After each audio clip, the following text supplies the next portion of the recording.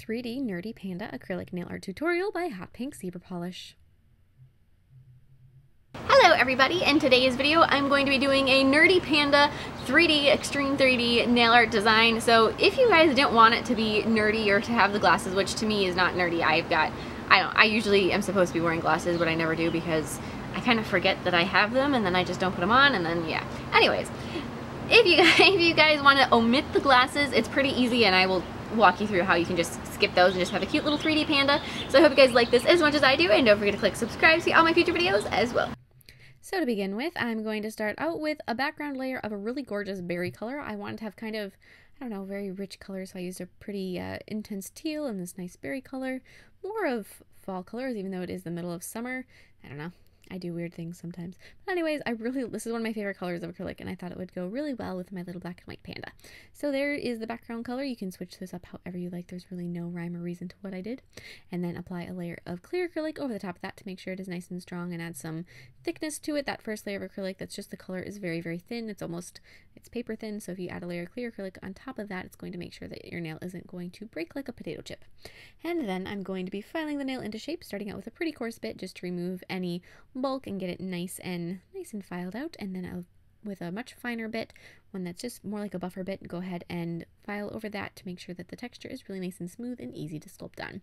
So now with white acrylic, I'm going to be doing sort of a big-headed little body panda is my idea here. So I'm going to start out with a really large oval going across the nail. So the oval goes the wide way, not the tall way.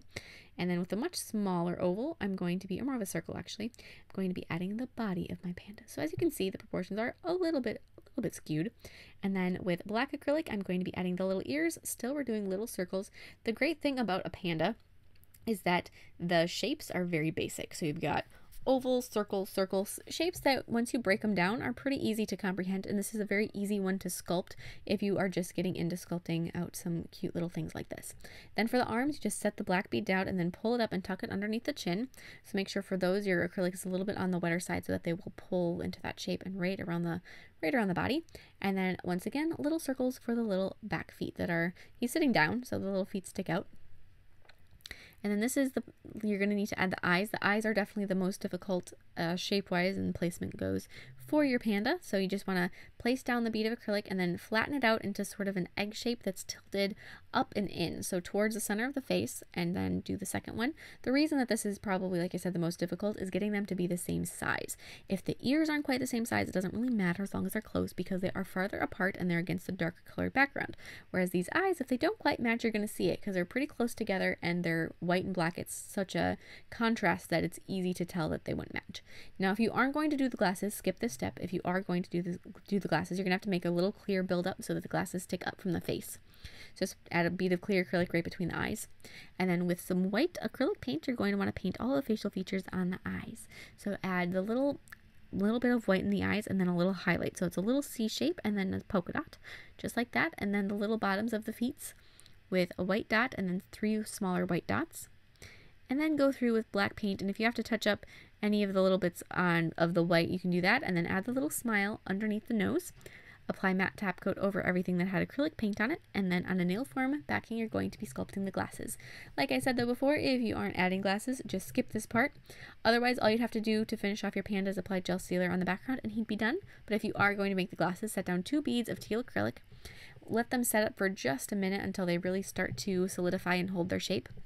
And then using a dotting tool that's dipped into clear acrylic, create a nice big circle.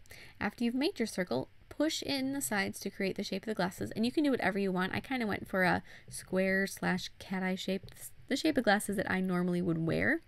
And then you're going to need to do your other one. As you can see, you probably don't want to do 2 beads at once because it takes a very quick hand to do that. It's usually probably just easier to do one at a time. As you can see, I ended up scrapping the second bead that I had placed down. So place down the second bead and repeat the process, but do it the opposite way. So same thing, start out with your circle, and then after you have your nice big circle made and you're pushing in the sides, don't push it in exactly the same unless you've got perfect circles or perfect squares or something like that. You want the little, like for me, the little cat eye point to go in the opposite directions. And try to match them as far as size goes as closely as possible. Do what you can, nobody's perfect. This is handmade, and the great thing about anything handmade is that it isn't perfect.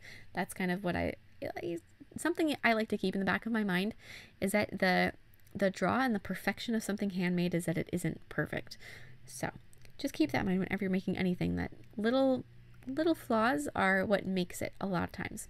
So then put your little glasses together so that they're the right distance apart and connect them on the bridge of the nose with a little bit more of that same color acrylic used for the rest. And you can switch up your color scheme completely, background color. You can even make your panda different colors. Who says he has to be black and white? Then after your glasses are fully set, put a little bit of glue on the end of that little stand that we made, the little bumper, and glue the glasses down, and then apply gel sealer to the background. If you want, you can also fill in behind the glasses with some clear acrylic just to strengthen that and make them a little bit less fragile, but you don't have to. And I also applied some gel sealer over the glasses to make those nice and shiny and kind of stand out a bit from your panda. And that is it. I hope you guys like this little guy as much as I do. I thought he was absolutely adorable and is one of my favorite nails just on cuteness factor. Please share any recreations with me on Facebook or Instagram. I would love to see them, and I will see you in my next video. Bye!